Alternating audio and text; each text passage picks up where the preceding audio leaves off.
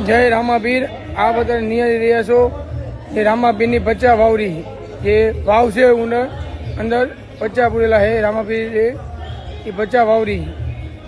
આ પચ્ચા વાવડી તરીકે વાવ છે રામાપીરની પચ્ચા વાવડી તરીકે દુખ્યાના દુઃખ દૂર થાય છે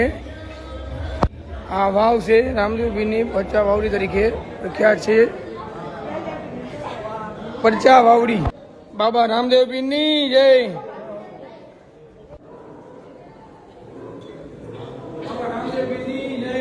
હા જો ઓલા પણ હાલો